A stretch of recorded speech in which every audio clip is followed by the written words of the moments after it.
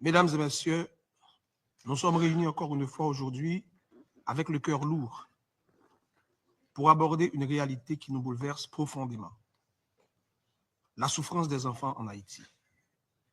Haïti, cette grande nation, symbole de courage et de liberté, traverse l'une des épreuves les plus sombres et difficiles de son histoire récente. Au centre de cette tempête sont surtout les enfants innocents, vulnérables et porteurs d'avenir qui paient le prix le plus élevé. La violence armée déchire Haïti comme une guitare brisée, dont les cordes ne produisent plus que des cris et des pleurs. Les groupes armés, maîtres de quartiers entiers, ont volé aux enfants la légèreté de leur pas.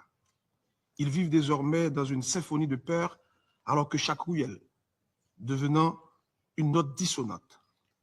Et ce sont toujours ces enfants-là qui paient le prix le plus lourd. Ils sont recrutés de force, abusés et utilisés comme chair à canon, comme si leur jeunesse n'avait plus de valeur. Rien qu'en 2024, le recrutement a bondi de 70%. Cette situation persistante et aggravée compromet l'avenir de toute une génération. Plus de 680 000 enfants n'ont plus de maison où grandir. Ils dorment dans des sites surpeuplés où l'air même semble peser de tristesse. Beaucoup d'entre eux sont exploités, humiliés et violentés verbalement, psychologiquement, physiquement et souvent sexuels. Les viols, par exemple, surtout contre les filles, ont explosé de plus de 1000% en 2024 par rapport à 2023. Le dernier rapport du secrétaire général sur les violences graves à l'encontre des enfants en Haïti vient corroborer cette tragédie. Les enlèvements, les meurtres, les violences sexuelles, ainsi que les attaques contre les écoles et les hôpitaux se comptent désormais par centaines. L'école, jadis sanctuaire, est devenue un terrain miné. Aujourd'hui, les écoles sont détruites et les salles de classe transformées en refuges pour des déplacés.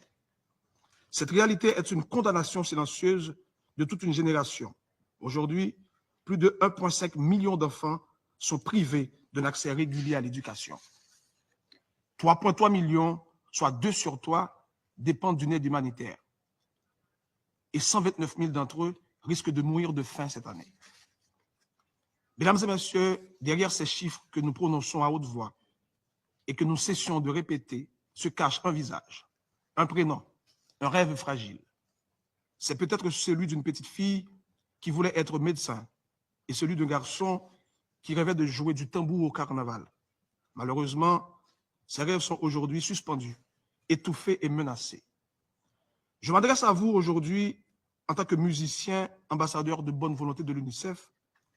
Avant tout, je m'adresse à vous comme haïtien. L'enfant que j'étais a toujours rêvé de pouvoir contribuer à l'avènement d'un monde meilleur, en véhiculant des messages d'amour, de paix et de solidarité aux gens du monde entier. En ce moment précis, je suis là devant vous, en train de réaliser mon rêve. Je suis certain que, tout comme moi, l'enfant que vous étiez se retrouve aujourd'hui dans cette salle, en train de réaliser son rêve, de devenir diplomate, ambassadeur, agronome, médecin, professeur et j'en passe. Offrons aussi cette chance à nos enfants de pouvoir grandir, de rêver et d'être à leur tour des acteurs du changement dans le monde. Restituons-leur leur droit fondamental. Rendons-leur la possibilité de rire, de courir, d'apprendre et de rêver et portons ensemble leur dignité, leur espoir et leur avenir. Agissons pour qu'Haïti retrouve ses écoles, ses hôpitaux et ses espaces sûrs. Agissons pour que les enfants n'aient plus à vivre dans la peur, mais dans la promesse de demain. Agissons pour que l'avenir d'Haïti ne soit plus compromis, mais porté par l'énergie, les rires et les rêves de ses enfants. Mesdames et messieurs, les enfants haïtiens ont lancé un cri d'urgence. Le temps de leur venir en secours n'est pas demain, ni après-demain. C'est maintenant. Merci.